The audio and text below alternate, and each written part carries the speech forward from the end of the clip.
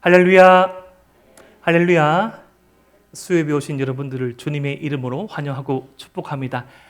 아마 오늘과 같은 날씨였을 겁니다. 오늘이 한 36도, 37도쯤 되었는데 한번 상상해 보기를 원합니다. 이 36도, 37도쯤 되는 이 대구 날씨에 한참 땡볕 아래로 정장을 입은 사나이, 정장에 더 넘어가지고 더 차려입어가지고 버버리 코트까지 입고 있는 그 사나이들이 007 가방을 들고 계속 걸어갑니다. 좀 이상하지요. 이렇게 여름날 굳이 선선하게 어디서 온지 모르겠지만 저렇게 정장을 차려입을 수도 있고 임무를 수행할 수도 있지만 대구에서 이렇게 한참 날씨가 뜨거울 때 어떤 사연이 있길래 이렇게 걸어가나 하는 그런 질문을 할 수 있을 겁니다. 제가 제일 처음에 대구에서 사역을 시작했을 때 제가 이제 교육부와 교구를 담당할 때 같이 겸할 때 그때 교구 당시 디렉터 목사님께서 그렇게 말씀을 하셨습니다. 하강사, 대구는 7, 8월 달은 조금 쉬어도 괜찮아.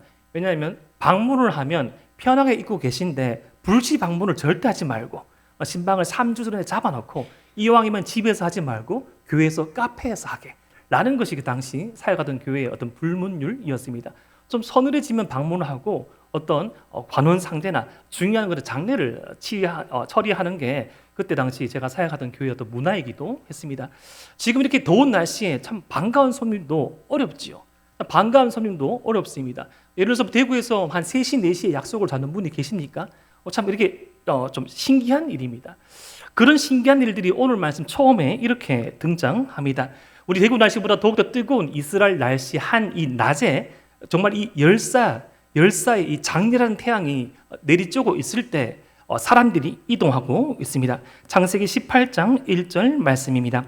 여호와께서 마므리의 상수리 나무들이 있는 곳에서 아브라함에게 나타나시니라.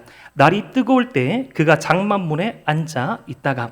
오늘 말씀은 우리가 잘 알고 있는 우리들은 이미 이 말씀에 등장하는 이 3명 중에 한 분 혹은 그 이상쯤이 이 천사나 그리고 하나님이라고는 알고 있지만 아브라함은 그 사실을 몰랐을 때 이스라엘의 고대 근동의 문화에 있어서 이 이동할 수 없는 이 낮에 급히 이동하는 사람을 만나게 됩니다. 어디서요? 마므레의 상수리 나무들입니다.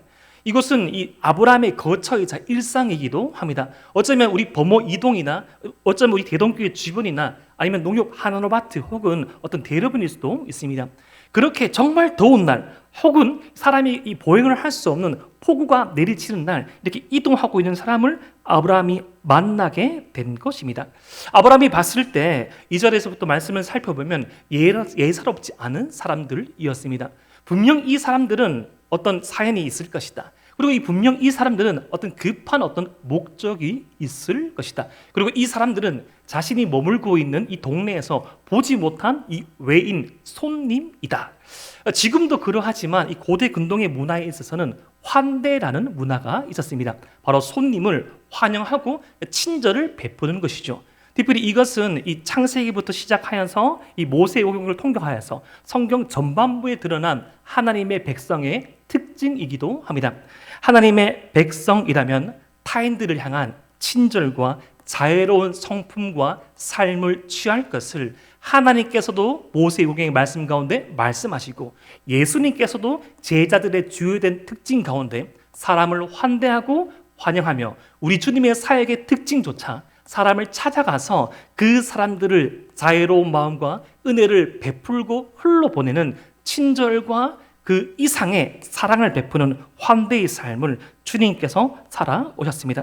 그런 이 환대의 문화 가운데 그리고 하나님의 백성의 어떻게 보면 출발점이라고 할 수 있는 이 아브라함이 이렇게 사연이 있는 듯 보이는 이 세 사람을 2절 말씀 보니까 엎드려서 절을 하고 3절 말씀 보니까 그냥 지나치지 말고 4절 말씀 보니까 좀 쉬면서 이 5절 말씀 보니까 이 자신이 차려진 음식도 먹고 가라고 요청합니다.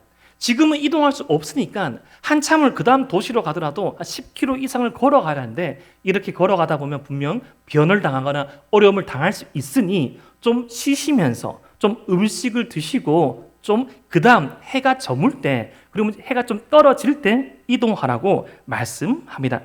그런데 이 6절과 7절 말씀 보면 아브라함의 행동이 조금 더 특별합니다.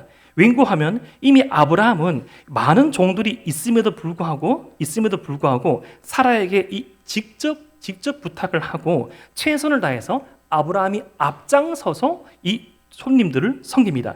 우리 창세기 18장 6절과 7절 말씀을 함께 한번 읽어보겠습니다. 시작. 아브라함이 급히 장막으로 가서 사라에게 이르되 속히 고운 가루 3쌀을 가져다가 반죽하여 떡을 만들라 하고, 아브라함이 또 가축대 있는 곳으로 달려가서 기름지고 좋은 송아지를 잡아 하인에게 주니 그가 급히 요리한지라. 아브라함이 송아지를 잡아서 하인에게 줍니다. 1차적인 어떤 요리에 손을 보고 하인에게 넘겨줍니다.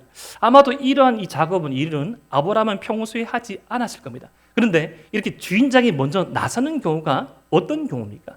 최고의 손님을 대할 때 그런 것이죠. 예전에 사역을 하던 교회에서 그런 경우가 있었습니다. 한 3대의 믿음을 가지고 있는 집안을, 신방을 제가 1년에 한 번씩 온 이제 교육자를 초대해서 그 집에서 식사를 한 때가 있었습니다. 근데 그 집안에 최고 어르신 권사님이 나이가 되게 이제 고령이셨어요. 100세에 가까우셨거든요. 근데 100세에 가까우신 권사님이 꼭 그 담임 목사님과 온 교육자가 함께 온 그 식사 자리를 간을 맞추시는 거예요. 간을. 한번 여쭤보겠습니다. 간이 맞겠습니까? 안 맞겠습니까? 맞는 가망보다는 좀 덜 맞는 가망이 많죠. 그런데 저희 온 교육자들은 그 마음을 아니까 이 손수 함께 섬기고 싶은 그 마음에 그렇게 하는 거예요. 그래서 대략적으로 제가 겨울에 많이 찾아뵈는데 항상 거의 떡국을 많이 주셨습니다. 마지막 떡국 위에 있는 그 고명, 계란 지단과 고명은 권사님이 올리셨거든요. 다 보면 이제 마치 야곱이 축복을 하듯이 다 분량이 다릅니다. 엇갈라서 주시기도 하고요. 다 많이 주시는데 어떤 분은 또 당근을 많이 주시기도 하고, 어떤 분은 계란을 많이 주시기도 하고, 어떤 분은 사연을 담아서 막 주시는데 결국 그렇게 주시다 보면 이 떡국의 밸런스가 좀 약간 흐트러집니다. 왜냐하면 떡국에는 권사님 잘 아시다시피 떡이 더 많아잖아요. 결국엔 고명이 더 많은 거예요. 고명이 더 많으면 짭지요. 짭지만 아무도 불평하지 않고 먹었습니다. 그 마음을 아니까요. 지금 아브라함도 그러한 마음이 있는 것 같습니다. 이 사인에 있는 손님들, 이 사인에 있는 이방인들, 은혜를 입은 나로서 이 문화적인 배경도 그렇지만 이 볼품없고 아무런 이유 없던 나의 인생을 하나님의 백성으로 불러신 그 하나님의 은혜에 의거하여서 이 사연에 있는 이 세 사람을 진심을 다하여서 아브라함은 환대, 친절히 자애로운 그 성품으로 섬기고 있는 것이죠. 이들은 누구입니까? 우리가 먼저 읽었던 18장 1절 처음부터 등장하고 있죠. 여호와께서 이미 화자는, 이미 창세기 저자는 여호와께서라고 말하고 있지만 이것을 아브라함은 처음부터 알지는 못했습니다. 그러나 시간이 지나면서 아브라함이 서서히 깨달은 것 같습니다.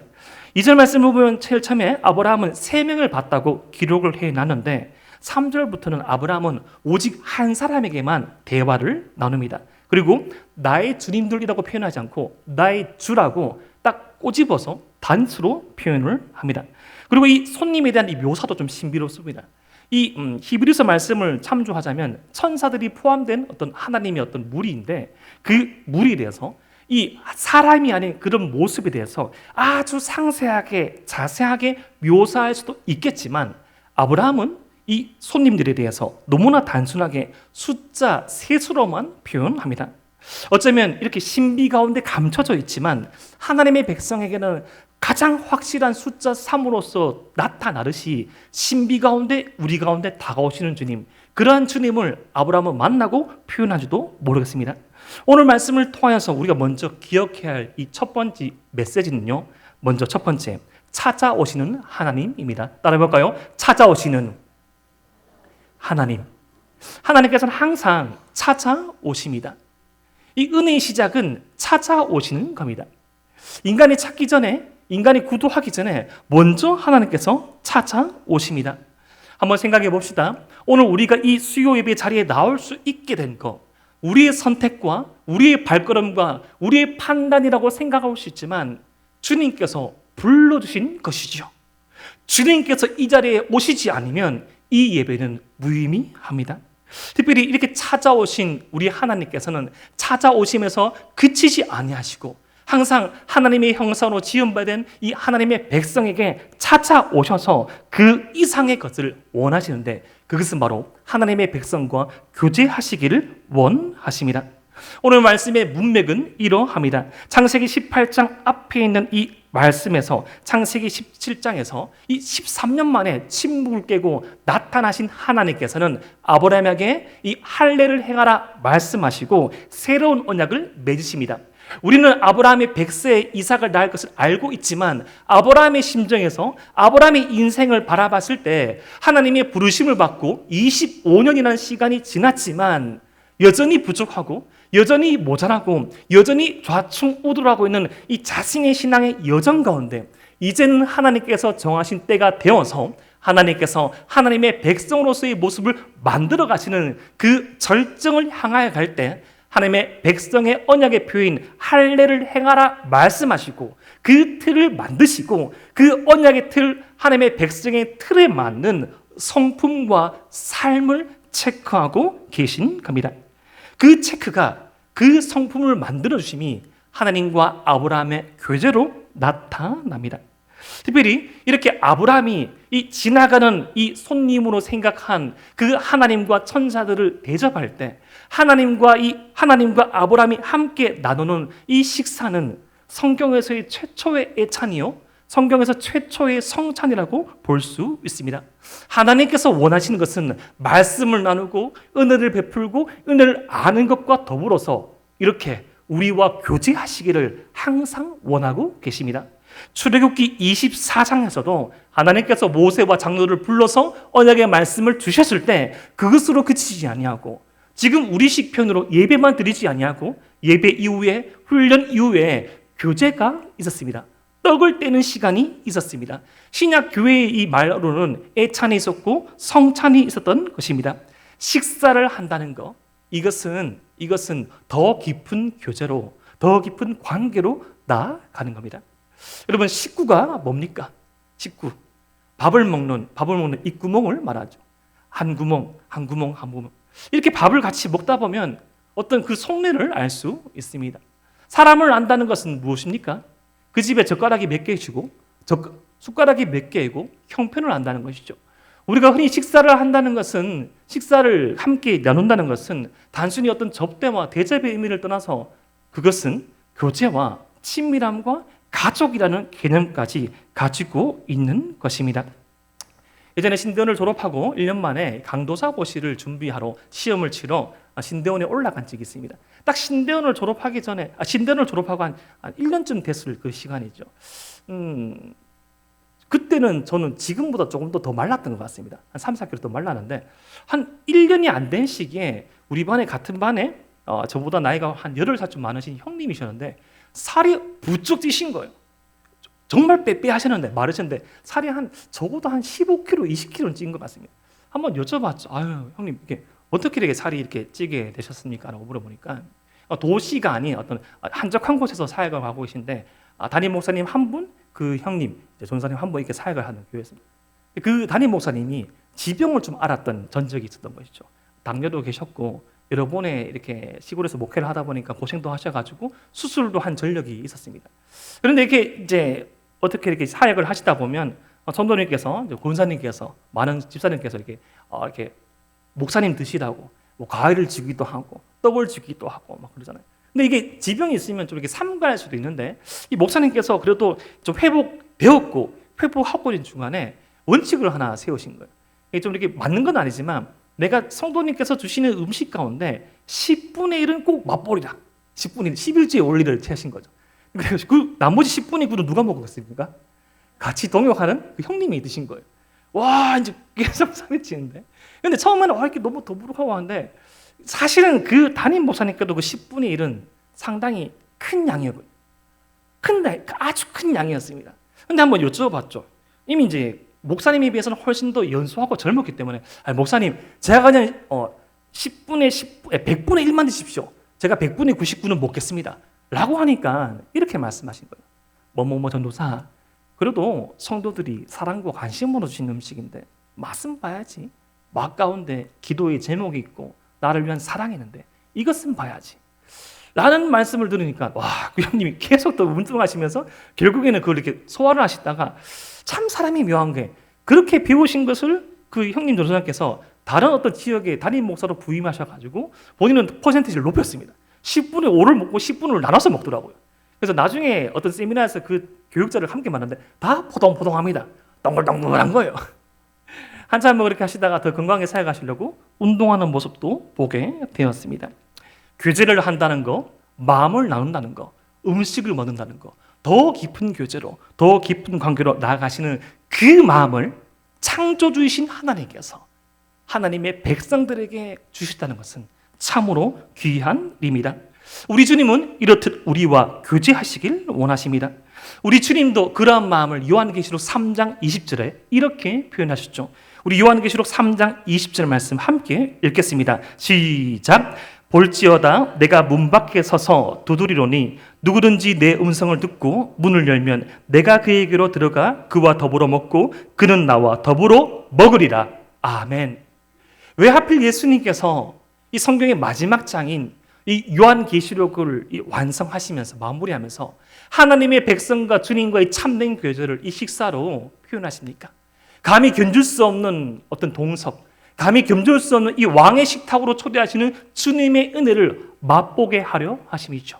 이 식탁에 초대받을 수 있는 조건도 없고 자격도 없는 저와 여러분이지만 하나님의 은혜의 문을 예비하시자 그 은혜의 식탁으로 초대하시고 주님과 함께 왕의 만찬을 즐기는 것, 이것이 하나님의 백성의 삶의 진리며 열매인 것을 저와 여러분들에게 보여주고 있습니다.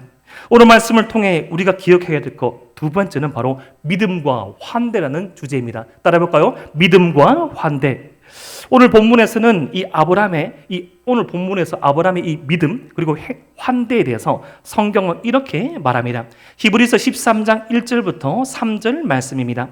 형제 사랑하기를 계속하고 손님 대접하기를 잊지 말라. 이로써 부지정에 천사들을 대접한 이들이 있었느니라. 너희도 함께 갇힌 것 같이 갇힌 자를 생각하고 너희도 몸을 가졌은즉 학대받는 자를 생각하라.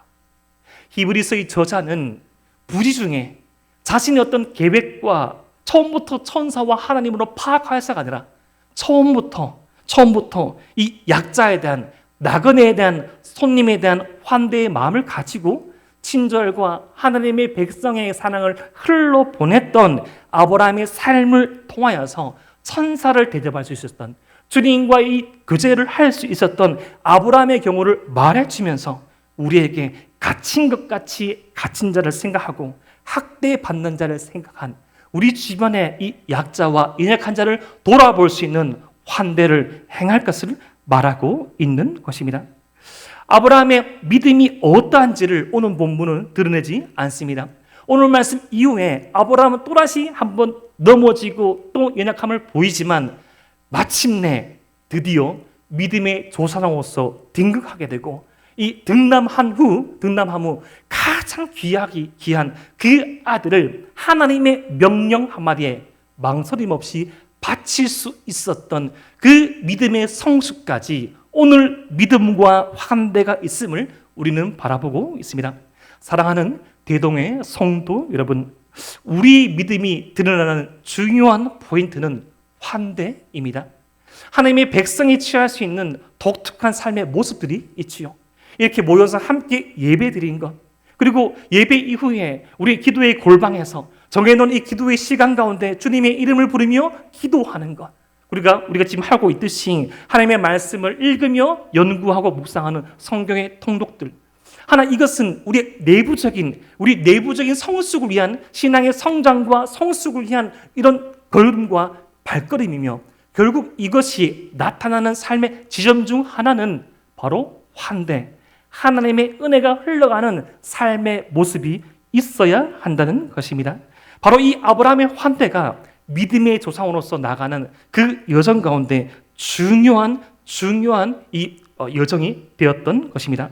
그래서 오늘 말씀이 우리에게 주는 또 다른 메시지는 우리의 믿음은 일상에서 드러나야 한다는 것입니다. 따라 볼까요? 우리의 믿음은 일상에서 드러나야 한다. 그렇죠. 예, 교회에서 우리는 어느 정도 우리가 정해놓은 어떤 틀 가운데는 그렇게 또 섬길 수가 있습니다. 그런데 이 교회 밖에서 우리 일상 가운데 선한 영향력, 선한 어떤 그런 능력, 선한 소문을 내기는 조금 더 어려울 수 있지요. 사회 가운데 신앙생활을 하고 있는 성도들과 청년들의 이야기를 들어보면 참 그럴 때가 많지요. 하나님의 백성인 줄 알고 더욱더 지능적으로 가끔씩 하나님의 백성을 넘어뜨리려고 덫을 놓는 경우도 있습니다. 뻔히 알고 있으면서 기도의 시간에 회식을 잡는다든지, 뻔히 주일 성수를 하는 것을 알고 있으면서 어떤 회사의 MT를 잡는다는 것이 어떻게 보면 불가항력적으로 할 수 없는 지점도 있습니다. 그런 경우 많은 청년들이, 많은 성도들이 참 억울의 눈물을 흘리면서 그의 믿음이 어디서 드러날지를 참 묻고 고민하지요. 하지만 분명한 것은 같은 방법으로 그들을 대해서는 안 된다는 것입니다. 하나님의 은혜를 모르는 자, 하나님의 백성을 넘어뜨리려 하는 자, 마치 이 사단과 같이 참소하는 자의 편에 서 있는 그런 자의 모습이 무엇입니까? 한 번의 실수를 기다린 것이죠. 그 덫을 놓고 그것을 통하여서 비방하고 그것을 통해서 만약에 이 믿음이 가진 이 사람이 또 다른 어떤 성정으로 표현하게 되고 또 다른 어떤 성격으로 이 악으로 대응할 때 너희 믿음이 이러한 지경이라고 비난하고 비판합니다. 하지만 비록 어떤 믿음의 영역에 있어서 좀 부족함을 칠지라도, 예를 들어서 주일 성수 온전하게 하지 못하고 일부 예배 드리고 바로 MT에 따라가거나 산행에 따라가더라도 그럼에도 불구하고 묵묵하게 어느 다른 직원들보다 더욱더 성실하고 더욱더 주님 모시기에, 그리고 사람이 보기에 이 상식과 그것을 넘어선 환대와 예의가 있을 때 그 기독 청년이 있는 공동체, 그 성도님과 집사님과 권사님과 장로님이 일하는 사업체와 기업체는 바뀌는 것을 항상 보았습니다. 이런 믿음의 역사가 우리 가운데 일어나야 합니다. 이렇게 일상 가운데 흘러 내려올 때 이것이 교회 안에서도 이루어지는 것이죠. 이렇듯 우리의 믿음이 일상 가운데 환대로 드러나기 위해서, 이렇듯 우리의 믿음이 공동체 안에서 환대로 드러나기 위해서 전제되는 것이 하나 있지요. 그것은 바로 우리가 먼저 하나님의 환대를 경험하고 누려야 합니다. 이것에 관한 레위기 19장 34절 말씀에는 우리 주님께서 이렇게 말씀하면서 환대를 행하라고 말씀합니다. 우리 레위기 19장 34절 말씀을 함께 한번 읽어봅시다. 시작. 너희와 함께 있는 고류민을 너희 중에서 낫은 자같이 여기며 자기같이 사랑하라. 너희도 애굽 땅에서 고류민이 되었었느니라. 나는 너희 하나님 여호와이니라. 아멘. 이스라엘 백성이 출애굽할 때 이스라엘 백성들과 함께 떠나온 이방인들이 있었습니다. 어떻게 보면 혈통적으로 보면 이스라엘 민족은 아니지요. 하지만 함께 어떻게 모르겠습니다. 어느 정도 믿음의 정도가 있는지 모르겠지만 그 출애굽의 여정 가운데 함께 동행하였습니다. 그리고 이 여호와의 총회에 들어오기를 자진하였고 할례를 받고 들어왔습니다. 하지만 엄연히 혈통적으로 피부의 색깔로 여전히 남아있는 언어의 특징으로 어떤 문화로 이질적인 좀 이방적인 모습을 그들을 용납할 것을 말합니다. 너희 중에 나은 자같이 여기며 자기같이 사랑하라. 너희 중에 나은 자같이 여기며 자기같이 사랑하라. 참 어려운 일이죠. 같은 경상도 방언을 쓰고 같은 얼굴의 색깔을 하고 있고 같은 사명을 감당하고 있고 같은 하나님의 백성이지만 조금 그 다름이 보일 때 자신의 기준에 있어서 너무나 엄밀하고 너무나 엄하고 너무나 엄격한 것이 부족한 우리의 모습인 줄 주님께서 하시고 너희 중에 나은 자와 같이 여기며 자기같이 사랑하라고 말씀합니다. 왜 그렇죠? 이스라엘 백성이 애굽 땅에서 거류민이라고 유하게 표현하지만 노예였습니다. 하나님의 은혜 가운데 있지 못하였던 우리의 처지가 그러하였죠. 마치 바로 아래에 있었던 이스라엘 백성처럼 자유가 없고 선택이 없고 생존만을 위해서 살아가는 저와 여러분들을 주님께서 출애굽 시키셨습니다. 어린 양의 피로 그 어린 양의 피가 발려져 있는 이스라엘의 그 집을 이 죽음의 천사가 유월하였듯이 예수 그리스도의 십자가 그 나무 아래 나온 저와 여러분들을 주님께서 선택하시고 구원의 자들로 삼아주신 그 은혜를 알 때 그 은혜로 임하여서 환대할 수 있다는 것입니다. 우리는 본래 세상 가운데 노예였고 고류민이었습니다. 그리고 우리가 구원받은 이후에도 우리는 여전히 순례자입니다. 이 땅에서 삶의 전부를 보려고 아둥바둥 살아가는 인생이 아니라 주님께서 인도하실 저 천국 여정을 보면서 주님이 먼저 가신 길을 따라가는 순례자인 줄 믿으시기를 바랍니다. 사랑하는 대동의 성도 여러분, 이렇듯 우리의 믿음은 일상에서 우리 공동체에서 하나님이 주신 이 친절과 은혜를 베풀 수 있는 환대로 드러나야 합니다. 우리의 신앙생활을 돌아보면 그러한 환대로 말미암아 살아나고 되살아난 경우가 참 많이 있는 것 같습니다. 짧은 목회 여정을 생각해 봤을 때 생각나는 어떤 성도님들이 계십니다. 참 기쁘고 잘 되고 참 주님의 은혜의 기도에 따라서 열매 맺는 분도 계시지만 참 이 성도님만큼은 더 잘 되고 더 응원하고 싶고 기도하고 싶은 그런 분이 계시죠. 저희도 그런 어떤 성도님이 계셨습니다. 참 열심히 살아가시고 봉사하시던 분이셨는데 이렇게 성실하게 열심히 살아가다가 남편분을 병으로 인해서 잃어버리게 되었습니다. 온 성도님께서 슬퍼하시고 그 장례를 함께 치루었지요. 근데 얼마 가지 못하여서 새벽 기도에 참석하는 그 여정 가운데 자신이 보는 그 눈앞에서 딸을 잃어버리게 된 것입니다. 얼마 지나지 않았습니다. 남편을 떠나보낸 지 수년이 되지 않았을 때 자신의 눈앞에서 함께 은혜 받으러 간 그 자리에서 딸을 잃어버린 것이죠. 오랜 기간 동안 슬퍼하고 힘들어하던 그 성도님을, 그 권사님을 일으키게 한 것은 참 하나님의 말씀과 은혜였지만 같이 사역을 하던 그 식당에서 봉사를 하던 권사님과 집사님이셨습니다. 너무너무 집에서 은폐를 하시고 식음을 전폐하시고 힘들어하시는 권사님의 집을 방문하셨는데 그 교회에서 만드는 국수를 만들어 가신 거예요. 그 주일날 먹는 국수가 우리도 되게 간소하게 먹고 있지만 뭐가 그렇게 성찬이겠습니까? 근데 주일날 먹는 똑같은 국수를 만들고 똑같은 신김치를 담아가지고 똑같은 반찬 하나만 담아가지고 그 똑같은 쟁반에 퍼지지 않게 멸치국수 따로 면 따로 해가지고 톡톡톡 해가지고 방문해 가셔가지고 국수를 같이 먹었죠. 그 딱 일하는 그 한 팀이 같이 그 식사만 하고 나왔습니다. 근데 그 권사님 딱 생각해 보니까 이때까지 살아왔던 그 믿음의 여정이 생각이 나면서 아직까지도 이렇게 자신을 생각하고 기도하고 함께 나온 동역자가 있고 어떻게 보면 좀 말도 할 수 있잖아요. 위로도 할 수 있잖아요. 어떻게 보면 이렇게 미주알, 고주알 말할 수도 있고 말씀으로 위로할 수 있지만 그 아무나 말씀 안 하시고 그냥 만드셔가지고 같이 식사하고 깨끗이 치우고 한 그 한 끼의 식사로 말미암아 힘을 내셔서 조금씩 더 서서히 일하시고 그 아름다운 섬김을 계속 이어나게 되었습니다. 여쭤봤죠. 권사님 고단하지 않습니까? 목사님 고단하지요. 하지만 하나님께서 내게 베풀으신 그 한 끼의 식사로 내게 어떤 그 은혜가 지금도 그 맛이 너무나 생생합니다. 비록 사랑하는 이를 지금 당장 볼 수 없고 사랑하는 딸을 지금 당장 만날 수는 없지만 주님께서 먼저 가신, 주님께서 먼저 부르신 그곳에 함께 만날 일이 있기 때문에 제가 할 수 있는 이 몫으로 어떻게 보면 그 권사님이 할 수 있는 최선의 섬김, 그 자리를 지키면서 살아오셨던 것입니다. 사랑하는 대동의 성도 여러분, 오늘 아브라함은 자신의 그 믿음을 자신의 일상의 지점인 마므레 상스리 숲에서 보여줬습니다.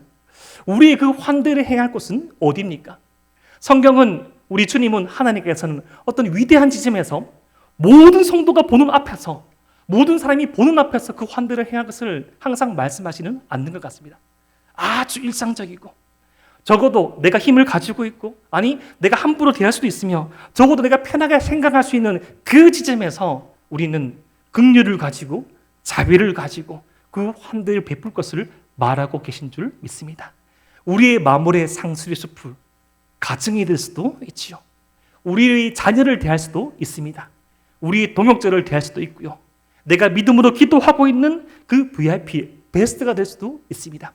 그 믿음의 자리, 믿음이 증명될 자리, 그 자리에서 우리에게 은혜를 베풀어 주신 그 주님의 은혜를 기억하며 우리가 할 수 있는 환대의 삶을 살아갈 때 오늘날 이 아브라함처럼 주님을 만난 것 같은 귀한 은혜를 누릴 수 있는 저와 여러분들 되시기를 주님의 이름으로 축복합니다. 기도드립니다.